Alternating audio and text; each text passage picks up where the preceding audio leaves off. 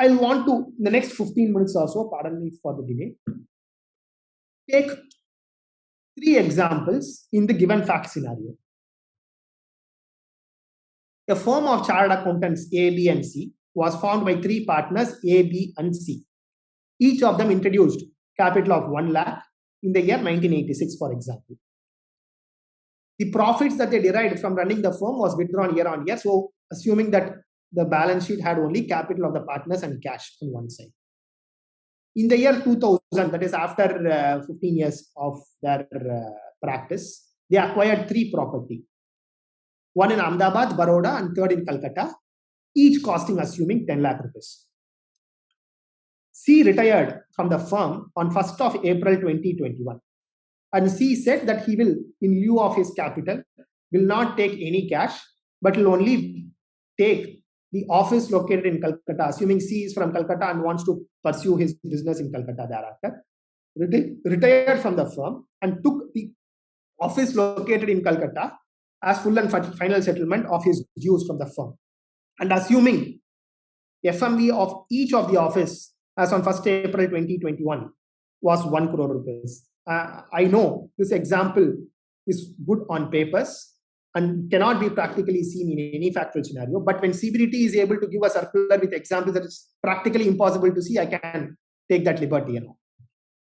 What will happen in this case? In this transaction of C retiring from the firm on taking this case, Calcutta office, Section 9B, read with Section 45(1), will seek to tax 1 crore rupees minus indexed cost of acquisition of the property, that is 10 lakhs indexed cost of acquisition, in the hands of ABC and company as capital gain tax. This is erstwhile Section 45(4), now Section 9B. That is clear, we don't have any problem. The new Section 45(4), read with the clarification issued by the circular, broadly says, pay another tax on 1 crore minus capital balance of C, which was 1 lakh, adjusted for gains that would be computed under Section 9B. How they arrive at, how does the circular say this will obviously be done in the books of accounts of the partner, I am not aware of. But the CBDT circular says so. Let us follow it because it is beneficial to the assessor. And this tax liability under Section 45(4), if it comes to around, for example, 25 lakhs, the rule says this 25 lakhs has to be attributed to the remaining assets of the partnership firm, and whether it is short-term or long-term should be computed in that manner.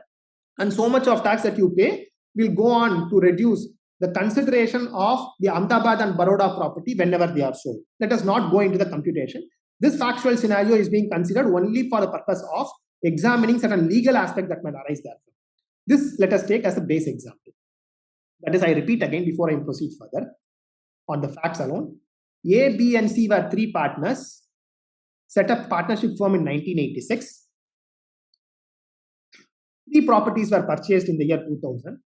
C retired on 1st of April 2021 and withdrew the Calcutta office as the capital. This is the broad facts that we are considering as a sample facts to examine the legal questions. Slightly tweaking the question, if, for example, C says, I want to continue with the firm as a partner, we continue with the equal share, but my son, who is an advocate in Calcutta, wants an office. Therefore, hand over the Calcutta office to me so that my son could start his practice as an advocate there. And A and B also agree to it. In such a scenario, this transaction of handing over of the property in Calcutta to C does not arise out of reconstruction of a firm. C has not retired. No new partner has come. The profit sharing ratio amongst A, B, and C has not changed. Therefore, the requirement of the transaction being regarded as reconstruction fails. Once the transaction is not regarded as reconstruction, it will come outside the purview of transfer as envisaged in Section 99B and Section 45(4). What happens then? You go to the law prior to 1987. Supreme Court in the case of Malabar Fisheries says distribution of assets from a firm to the partner cannot be regarded as transfer. Therefore, in the ordinary sense, prima facie, this transaction will go outside the purview of taxation unless some amendment is made by the legislation. The next example that I want to highlight to you is that assume instead of retiring on 1st of April 2021, C retired on 31st of March 2020, that is one day before the section came into effect retrospectively also. But the property was handed over to him on 1st of October 2020. C retired before the section came into effect, but the property was handed over to him post the section came into effect. Section 9B and 45(4) treat the receipt of asset as the year of transfer. They also say the receipt of the capital asset should be in lieu of retirement. Section 43 of the UK Partnership Act 1890, as well as Section 241 of the Indian Contract Act, prior to the Indian Contract Act, prior to its repeal by the Indian Partnership Act of 1932, specifically says, once a partner retires from the firm, the balance payable to him loses the character of the capital of the firm and should be regarded as a loan to be payable to the firm. The relationship between the partner and the firm gets recharacterized that of a debtor and a creditor. So when on 1st of October in this example, when the property is handed over to the partner, that is not in lieu of retirement of the partner, but is in lieu of repayment of debt to the partner upon his retirement. Therefore, again, prima facie, this transaction can go outside the purview of Section 9B. What would happen if the partner has retired on 1st of April 2020 and the property had been handed over on 1st of October 2020? That we have not applied our mind that great in detail to give an answer at this point.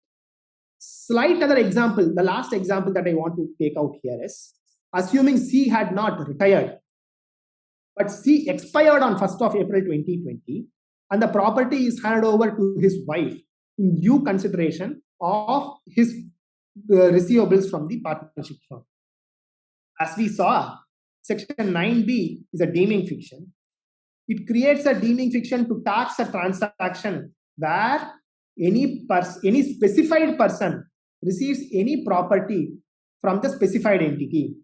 Specified person has been defined to mean a partner of the firm. In this example, the widow of C, that is C's wife, when she receives the property, is not a specified person.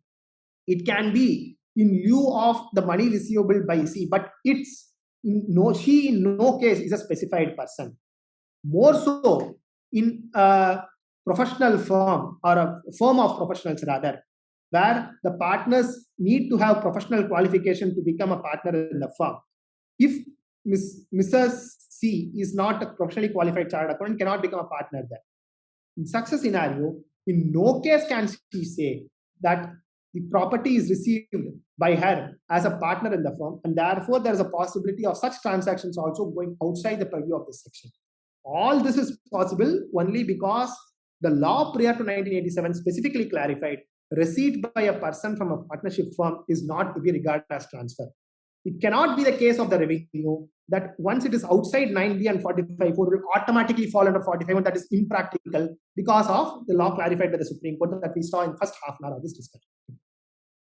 That is all I wanted to discuss with you during this session. We are happy to take any questions that you might have.